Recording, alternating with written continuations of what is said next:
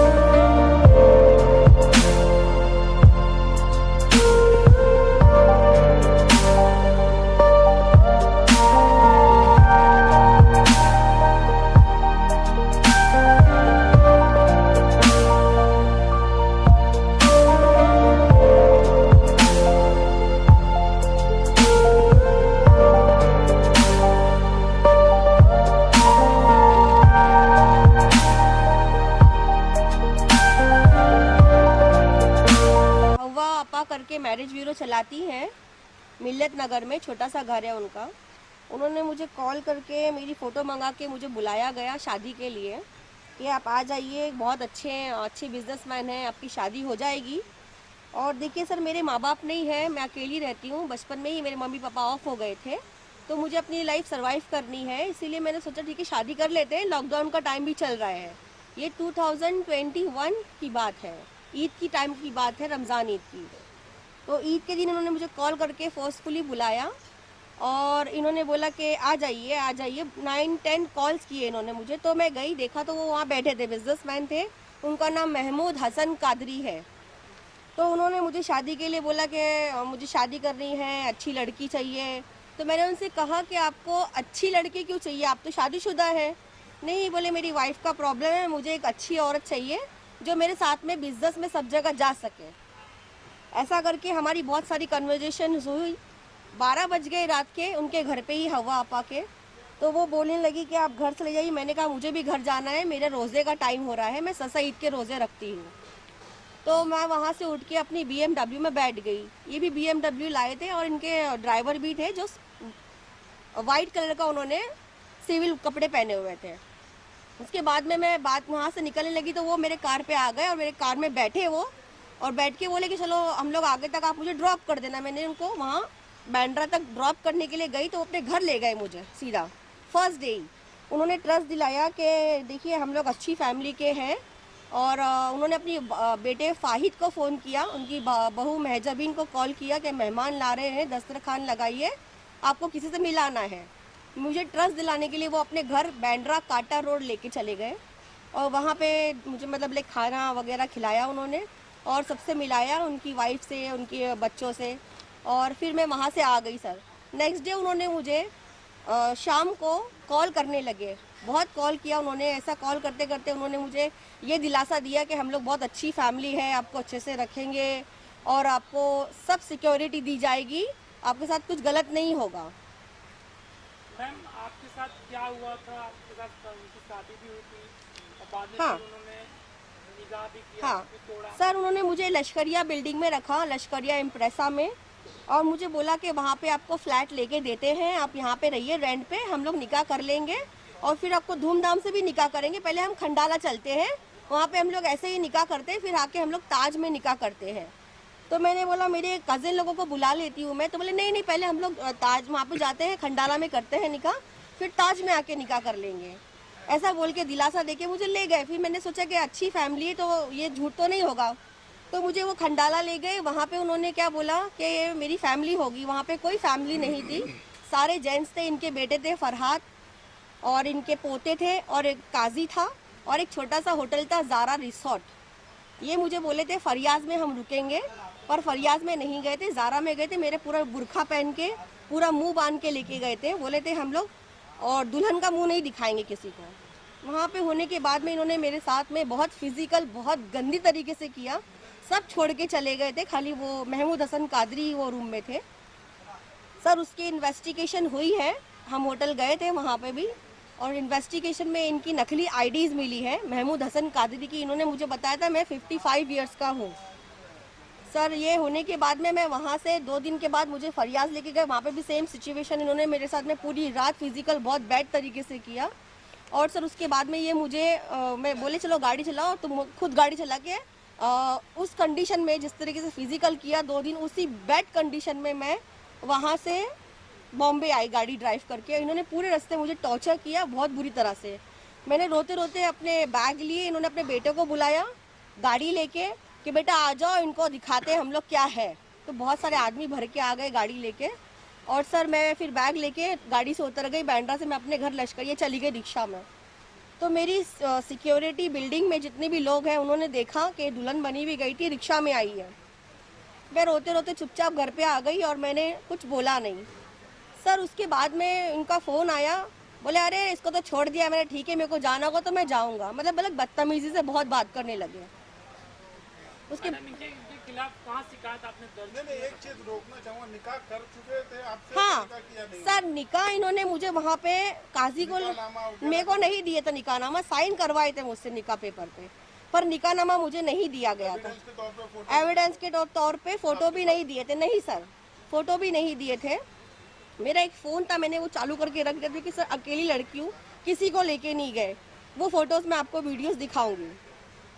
Madam उसका नाम था, उनका नाम था, आपने साइन की पहले? हाँ, आपकी तरफ से 2 गवाह कौन थे? कोई मेरी तरफ से किसी को लेके नहीं गए। मेरी तरफ से मेरे घर गवाह तो लगते हैं ना? वो सब उन्हीं के गवाह थे, उन्हीं के लड़के थे। वो हमेशा लड़कों के साथ, आदमियों के साथ में ही रहते हैं, जो उनके सिक्योरिटी होते हैं, जो भी होते हैं, like they are big businessman. कहाँ शिकायत आपने दर्ज कराई है? सर मैं जब इन लोगों ने मुझे टॉर्चर किया, गालियाँ दी, पहले तो इन्होंने मुझे आके बोला कि, मैंने बोला कि आप धूमधाम से शादी करिए, आपने बोला ताज में शादी करेंगे, ये करेंगे, आपको सिक्योरिटी दूंगा। अरे नहीं नहीं, मैं बहुत बिजी हूँ, अभी मैं बिजनेस में बिजी हूँ, कहीं मैं भाग थोड़ी ना रहा हूँ, कर लूँगा तुझसे शादी, भाग रही है क्या तू? फिर इन्होंने इस तरह से नवंबर 15 से लेके मार्च तक रोज़ रात को फिजिकल करते थे मेरे साथ में। हर 2-2 दिन में आते थे, 2 बजे रात को आते थे और सुबह 7 बजे तक मेरे साथ में बहुत बैडली तरीके से सर फिजिकल करते थे। और उसके बाद में मैं इनको छोड़ने बांद्रा जाती थी, बांद्रा से छोड़ के मैं इन्हें 10 बजे वापस आती थी, उसी ज़ख्मी हालत में मैं ऐसे पड़ी रहती थी। कितने बार मैं सीवियर बीमार हुई। लश्करिया बिल्डिंग में मेरे नेबर्स थे, उन्होंने फ़ोन किया कि आपकी बीवी बहुत बीमार है, उसको बहुत ज़्यादा ब्लीडिंग हो रही है। तो बोले अरे आप एक काम करिए, इन्हें हॉस्पिटल में एडमिट कर दीजिए। तो उन्होंने बोला कि ये आपकी बीवी, आप बांद्रा में आप आ नहीं सकते। बोले नहीं नहीं मैं नहीं आ सकता, आप इनको एडमिट कर दीजिए। तो वो रुबीना और गुड्डू भाई करके एक हैं, उन्होंने मुझे एडमिट किया हॉस्पिटल में, और हॉस्पिटल में से एडमिट करके वही मुझे लेके आए बेचारे नेक्स्ट डे। फिर भी ये लोग नहीं आए। इसके बाद में सर इन्होंने मुझे गाली देना, टॉर्चर करना ले लगी, तो इन्होंने मुझे प्रेशराइज किया, धमकी दी भाई लोगों की, भाई कल्ला के भाई से तुझे गोली मरवाएंगे, अगर तू हम लोग के खिलाफ नीचे उतरेगी जाएगी तो 100 लड़के खड़े कर दूंगा, तुझे काट डालूंगा, मेरे घर पे की तो मेरे बेटे तेरे को काट डालेंगे, तू हम लोग को जानती नहीं है, हम लोग का बहुत डी कंपनी टच है और हम लोग का इनलीगल बिजनेस है। इन्होंने सर पहले मोहब्बत में मुझे अपने इनलीगल बिजनेस सब बता दिए। इनका हवाले का बहुत बड़ा बिजनेस है, हवाले का बिजनेस है, नकली आईडीज़ ये लोग रखते हैं और हम इन लोगों का कोई कुछ कर नहीं सकता, ये ऐसा ये बोलते हैं, और इन्होंने किया भी है ये सर। इसके बाद सर मैंने कहीं एक मेरे मुँह बोले भाई उनके पास गई, वो नेता है, तो उनको मैंने बोला ऐसा ऐसा है, मेरे साथ में बहुत बुरा हुआ है, मुझे नीचे उतरने में डर लग रहा है। तो वो मुझे दिलीप वळसे पाटिल हमारे मिनिस्टर के पास लेके गए। दिलीप वळसे पाटिल सर ने ऑर्डर किया सर कि इनके ऊपर FI ली जाए।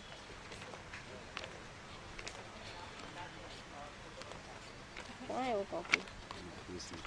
वो FIR की कॉपी देख लेंगे हम लोग बाद में। हाँ, दिलीप वळसे पाटिल सर ने ऑर्डर किया, ये उनका ऑर्डर है। दिलीप वळसे पाटिल सर का ये स्टैंपिंग किया हुआ है। CP crime branch, ACP, DCP सबको उन्होंने कॉल किया, बोला एफआईआर ली जाए। और मेरे जो एविडेंस थे, जो ये फिजिकल के टाइम यूज़ करते थे, वो भी लेके गई थी मैं वहाँ पे। और मैं रूपाली चाटरकर मैडम के पास भी गई थी ह्यूमन राइट्स में। उन्होंने भी बोला है कि इस चीज़ों के ऊपर एफआईआर ली जाए। ये ह्यूमन राइट्स का है ना सर। ये है महमूद हसन कादरी, ये इनकी नकली आईडीज़ है। महमूद हसन कौन है? बिजनेसमैन? ये बिजनेसमैन है, इनलीगल कारोबार चलाते हैं, ये उनकी फैमिली पूरी, और इनका कोई कुछ कर नहीं सकता है।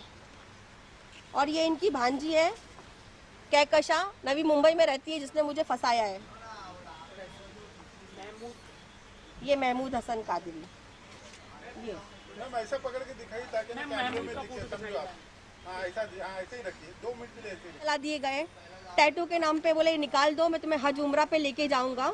और हज उम्रा के नाम पे मेरे हाथ जला दिए गए और बोला तुझे कौन हज पे लेके जाएगा, पागल है क्या? तो सर मेरी लाइफ खराब की गई, मुझे ईद त्योहारों पे जाने नहीं दिया, दिवालियों पे जाने ही नहीं दिया। और करते क्या थे? मॉडल थे, एक्टर थे, क्या थे आप? आपने क्या क्या काम किया फिल्मों मैंने में या सीरियल में? मैंने काम किया है, मैं एक्ट्रेस हूँ सर। मैंने काफ़ी मधुबाला सीरियल्स में काम किया है, मैंने जी में काम किया है, मैंने आइटम नंबर्स किए हैं, प्रिंट शूट्स किए हैं काफ़ी सारे, मैंने आर्ट्स फिल्म्स बहुत की है। मैं चाइल्डहुड से ही काम कर रही हूँ। मैंने मेला जोश, हिंदुस्तानी कसम बहुत फिल्मों में काम किया है। सरोज जी की मैं असिस्टेंट गुरु रह चुकी, मेरी सरोज जी।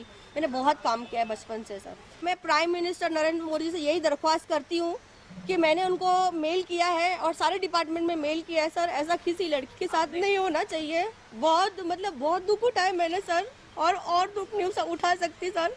मुझे इतनी बीमारी में भी टॉर्चर किया गया, और मुझे इतना टॉर्चर किया गया।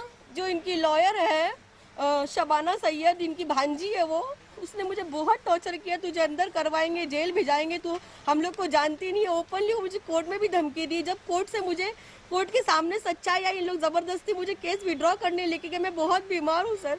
मैम आपने किसको किसको मेल किया है अपनी शिकायत को लेकर? हमने प्राइम मिनिस्टर जी को किया है। और कहाँ किया सर? Home ministry. मैं अभी सर के तरफ सवाल डाइवर्ट करना चाहूँगा। हाँ, मेरे को 3 तलाक बोल के मार्च में चले गए थे। जब मैंने बोला कि आप मुझसे निकाह करिए और मुझे संभालिए, अरे पागल है क्या, चल तलाक, अब 24 साल की लड़की के साथ में रहूंगा, और रह रहे हैं वो। क्या एविडेंस है उसका? हाँ, कि पहली बात तो एक तो मुद्दा है शादी का, जिस हिसाब से इन्होंने शादी करी थी हमारे क्लाइंट के साथ, एक छलावा था, वो धोखा था। अब कानून की नज़र में वो क्या है, वो एक अलग चीज़ है। लेकिन जो 3 तलाक जो अभी हमारी क्लाइंट ने बोला, ये वाकई में बहुत सीरियस मैटर है। और ख़ासकर 3 तलाक के रिलेटेड जो भी अभी कानून आया है वो हिसाब से, और उसमें हम एक्शन लेंगे, जो भी अप्रोप्रिएट एक्शन होगा हम इनके अगेंस्ट में लेंगे। मसला ये है कि इस मसले को एक छोटे से इशू पे नहीं देखा जाना चाहिए, पर्सपेक्टिव पे। ये मसला काफ़ी बड़ा मसला है, जहाँ पे मेन इशू ये है कि कैसे एक सो कॉल्ड मैरिज ब्यूरो चलाने वाली लेडी, एक वेल्दी, पावरफुल, पूरी फैमिली के साथ में, जो बंदा 80 साल का बुढ़ा है, वो अपने आप को फेक आईडी बना के अपने आप को 50-55 साल का दिखा रहा है। और उसमें कॉन्स्पिरेसी में पूरी फैमिली उसकी इन्वॉल्व है। पूरी फैमिली मिलके एक इनोसेंट लड़की को फंसाते हैं और उसको ये भरोसा दिलाते हैं कि प्लीज़ आप हमारे डैडी हैं या जो भी हैं, उनसे आप शादी कर लो, आपकी लाइफ सेटल हो जाएगी, हमको एक माँ मिल जाएगी, हम लोग बहुत ही कायदे से रहेंगे और आपकी फैमिली लाइफ सुखी रहेगी, हमारी भी। और उसको कैसे ट्रैप करते हैं और कैसे सेक्सुअली, फिजिकली और मोरली, मेंटली उसको कैसा एक्सप्लॉइट करते हैं और उसकी पूरी लाइफ कैसे डिस्ट्रॉय कर देते हैं, ये वो केस है। ये केस सिर्फ एक लड़की, ये इनका नहीं है। इस मामले में पुलिस अगर प्रॉपरली इन्वेस्टिगेशन करे तो हवा अप्पा के साथ में इनके जो कॉन्स्पिरेसी है, इनका पास्ट में जो इन्होंने बहुत सारे ऑफेंसेस किए होंगे जिसकी पूरी पॉसिबिलिटी है, वो डिस्क्लोज होगी। आगे बहुत सारी इनोसेंट लड़कियां इनके चंगुल से बचेंगी शायद। सर ये बताएंगे कि सबसे बड़ा चैलेंज तो निकाह साबित करना है, क्योंकि इनके पास कोई खास ठोस सबूत ही नहीं है कि निकाह हुआ है। नहीं, निकाह साबित कर पाएंगे। और रेप केस भी आप डालना चाह रहे हैं, ये सारे की ग्राउंड क्या होगा? देखिए, पहली बात तो रेप केस ऑलरेडी हो चुका है, मई महीने में एफआईआर हो चुकी है। वो भी एफआईआर सुओ मोटो नहीं ली गई थी, इन्होंने बहुत अप्रोच किया, ओशिवारा पुलिस स्टेशन को कोई एक्शन नहीं लिया गया। उसके बाद इन्होंने सुपीरियर अथॉरिटीज़ को, इंक्लूडिंग ह्यूमन राइट्स और वुमेंस कमीशन को इन्होंने अप्रोच किया, दिलीप वलसे पाटिल साहब को इन्होंने अप्रोच किया। उसके बाद से जब अलग अलग अथॉरिटीज़ से इनको इंस्ट्रक्शन आई है, प्रेशर आया, तब इन्होंने जाके एफआईआर करी है। दूसरा इशू ये है कि एफआईआर करने के बाद भी इन्वेस्टिगेशन में कोई प्रोग्रेस नहीं है।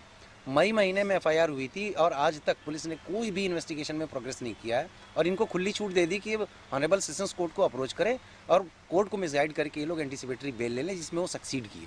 उसके बाद भी आज भी हमारी क्लाइंट या हम लोग इंक्वायरी करते हैं पुलिस से कि आप लोगों ने क्या इन्वेस्टिगेशन किया, इनको बुलाया कि नहीं इंट्रोगेशन के लिए, इंक्वायरी के लिए। वो पुलिस वाले बोलते हैं हम इनको बुलाते हैं, लेकिन वो लोग आते नहीं। तो ये बड़ा आश्चर्यजनक है कि आरोपी आपके बुलाने पर आ नहीं रहा है और आप कोई एक्शन नहीं ले रहे हैं। तीसरा ये है कि मेरे क्लाइंट के ऊपर 3 बार कम से कम जानलेवा अटेम्प्ट हो चुके हैं, जिसके बारे में पुलिस को बार बार मेरे क्लाइंट ने इंटीमेट किया। ये फोटोग्राफ्स आप देख सकते हैं, इनकी पूरी गाड़ी को डैमेज कर दिया गया था। एनी हाउ ये बच गए, नहीं तो उस दिन इनकी जान भी जानी तय थी। इसके बावजूद पुलिस कोई दूसरा एक्शन भी नहीं ले रही है। हमने पुलिस को बोला ये अटेम्प्ट टू मर्डर का भी केस आप 307 इसमें ऐड करिए, लेकिन पुलिस उसमें कोई नहीं कर रही है। तीसरा कि जो मोडस ऑपरेंडी है काम करने की इनकी, उस मोडस ऑपरेंडी के हिसाब से पुलिस को इस केस में एफआईआर होते ही सबसे पहले आरोपी लोगों की, हवा आपा से लेके हसन महमूद अली से लेके उनकी पूरी फैमिलीज़ के फ़ोन, मोबाइल फ़ोन और उनके लैपटॉप वो जब्त करने चाहिए थे, क्योंकि सबसे ज़्यादा क्रूशियल एविडेंस उनको वहीं से मिलते कि ये लोग कॉन्स्पिरेसी कैसे करते हैं और कितनी लड़कियों को अब तक ये निशाना बना चुके हैं और अगला टारगेट इनका क्या है।